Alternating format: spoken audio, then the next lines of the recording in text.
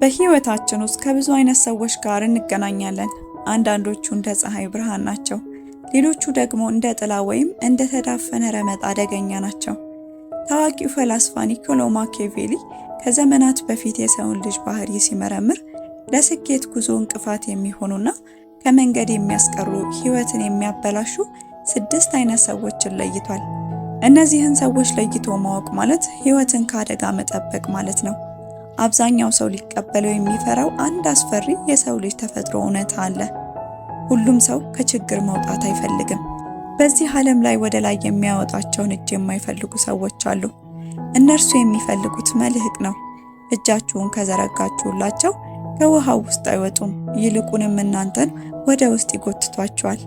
እናንተ በእነርሱ ምስቅልቅልና ማዕበል ውስጥ እየሰጠማችሁ፣ እነርሱ ግን አካላችሁን እንደ ጀልባ ይጠቀሙበታል።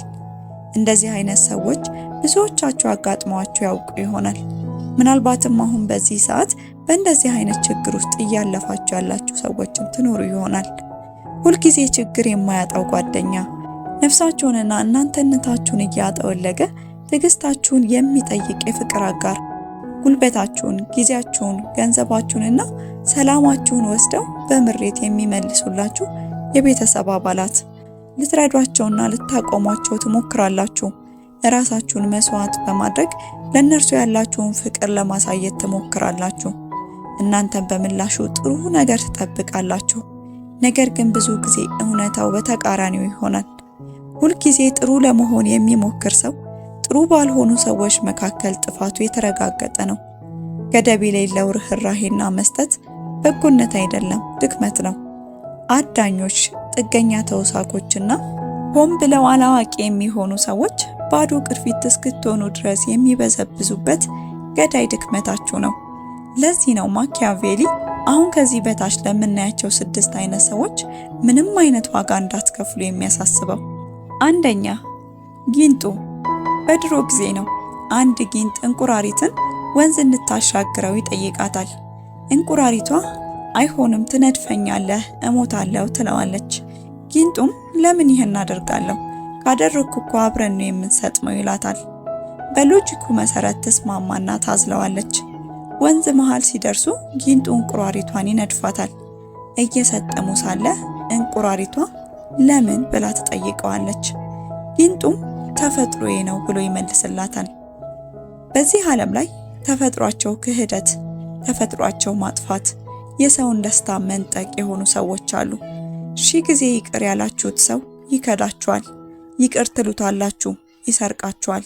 ይቅር ትሉታላችሁ፣ ይዋሻችኋል። ይቅር ትሉታላችሁ፣ ያለቅሳል። ተጸጽቼ ተቀይሬያለሁ፣ ዳግም አላደርገውም ስለሚል ይቅር ትሉታላችሁ። ነገር ግን ማኪያቬሊ ሰዎች ተፈጥሯቸውን ፈጽሞ አይቀይሩም ብሎ ያስጠነቅቃል። የወደፊቱን ባህሪ ለመተንበይ ከሁሉ የተሻለው አመልካች ያለፈው ባህሪ ነው።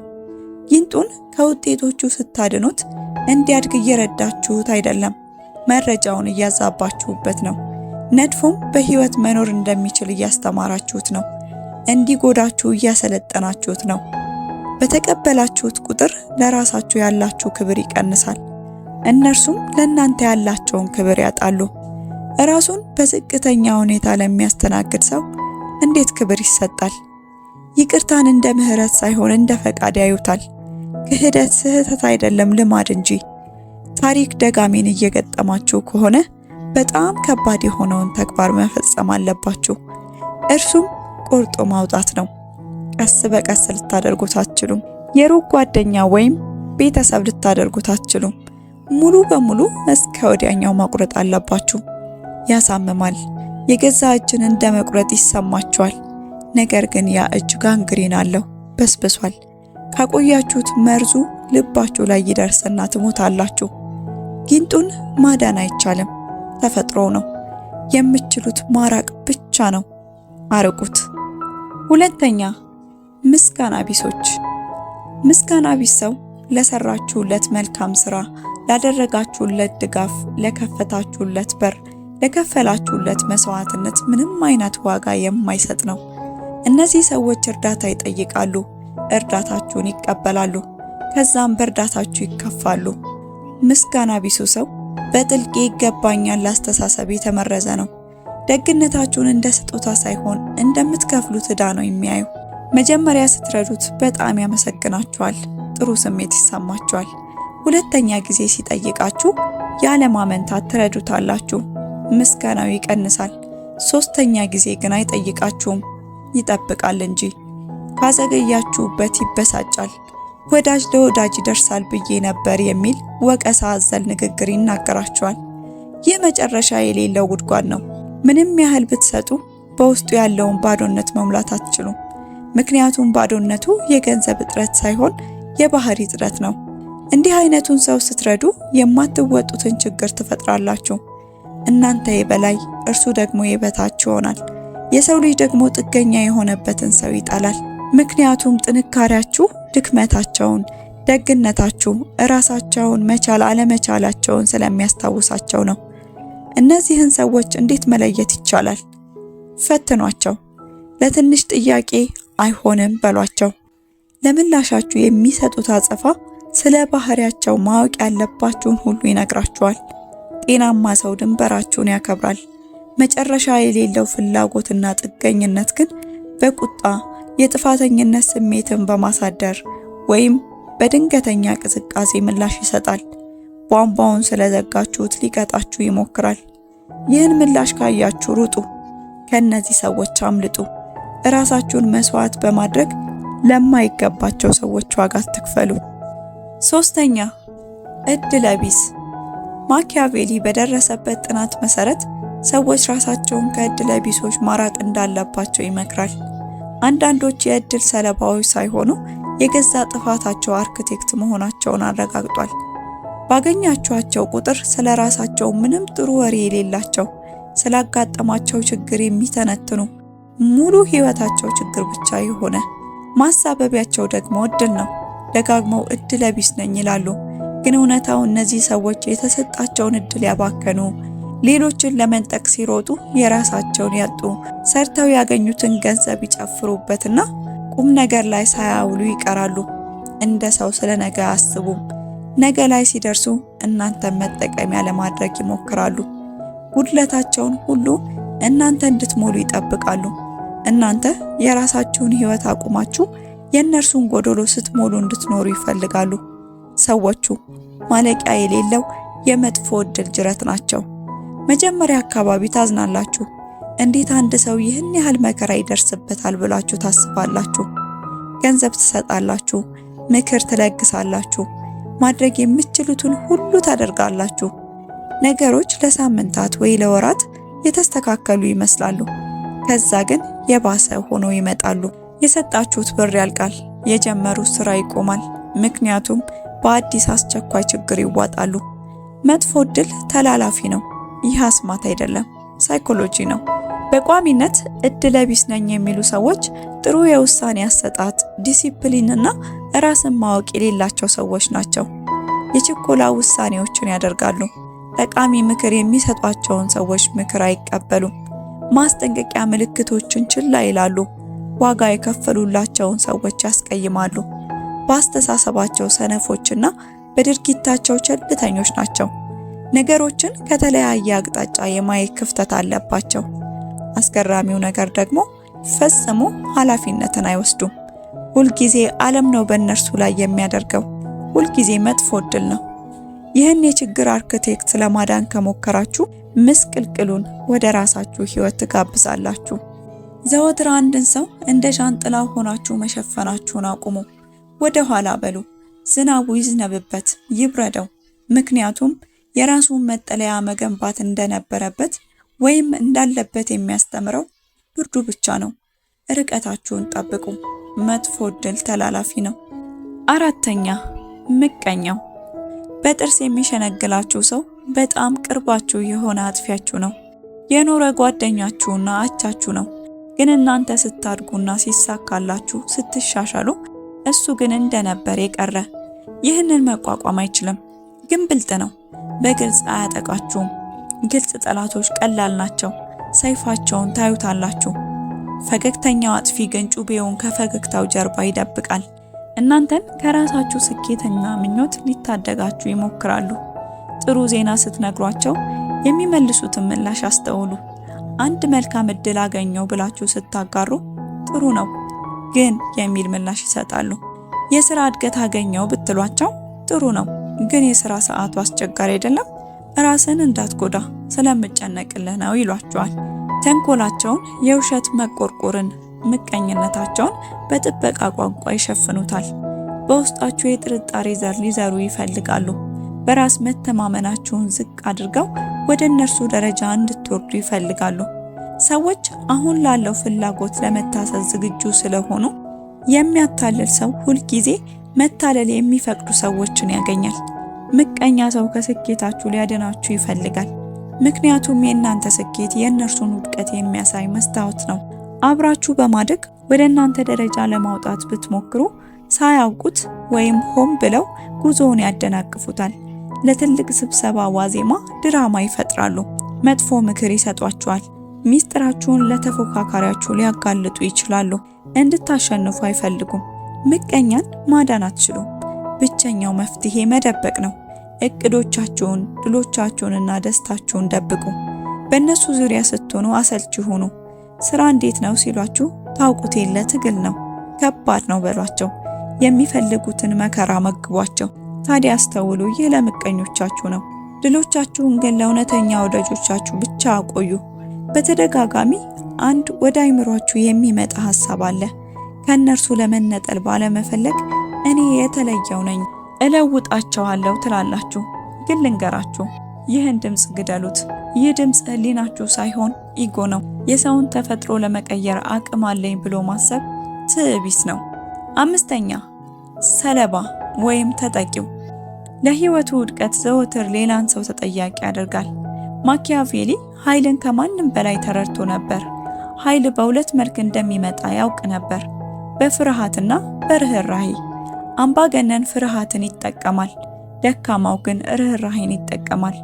ርህራሄ ሎጂካዊ አይምሮን አልፎ በቀጥታ ወደ ስሜት ማዕከላችሁ የሚገባ አደገኛ ማደንዘዣ ነው። በእውነተኛ የሁኔታዊ ሰለባና በፕሮፌሽናል ሰለባ መካከል ያለውን ልዩነት መረዳት አለባችሁ። እውነተኛ ሰለባ ከህመሙ ማምለጥ ይፈልጋል። ፕሮፌሽናል ሰለባ ግን ህመሙን ማልማት ወይም ማጎልበት ይፈልጋል። ያስውቡታል፣ ቁስላቸውን እንደ ጌጥ ይቆጥሩታል።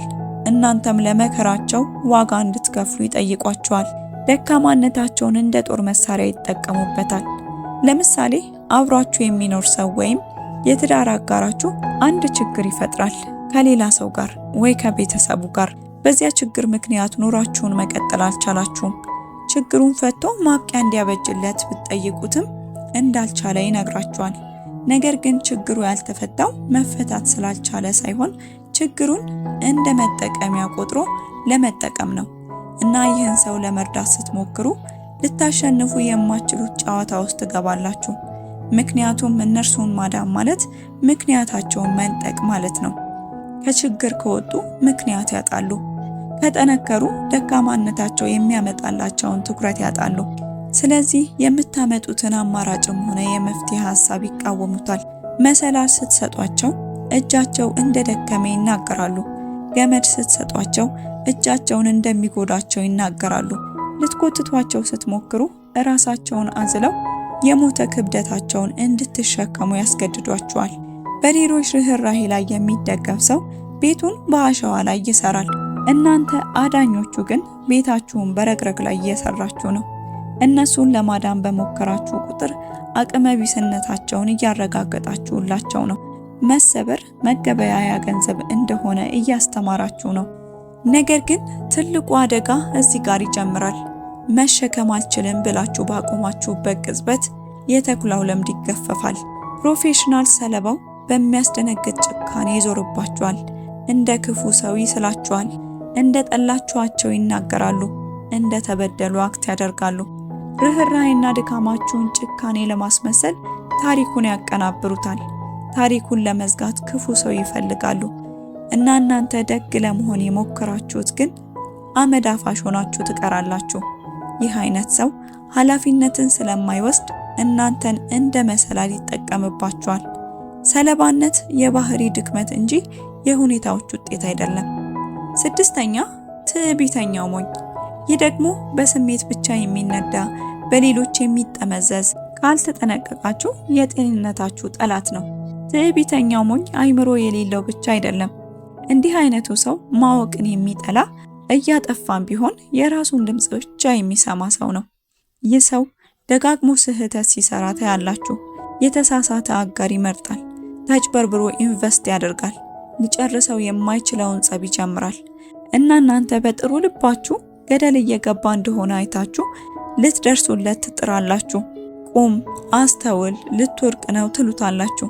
ነገር ግን አይሰማም። ያሾፍባችኋል ወይ ደግሞ ይከራከራችኋል። እንደማትረዱት ይነግራችኋል እና እናንተ ጨካኙን ትምህርት ተረዱት። አንድን ሰው ምክንያታዊነትን ተጠቅሞ ካልገባበት አቋም ውስጥ ምክንያታዊነትን ተጠቅማችሁ ልታወጡት አትችሉም። ይህ ሞኝ ሰው እውነትን አይፈልግም፣ ማረጋገጫ ነው የሚፈልገው። እውነትን ስትነግሩት በኢጎ ላይ የተሰነዘረበት ጥቃት አድርጎ ይቆጥረዋል።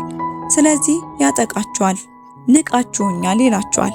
አስተሳሰባችሁን ያሾፍበታል። መንፈሳችሁን ወደሚያዳክም ማለቂያ የሌለው ክርክር ውስጥ ያስገባችኋል።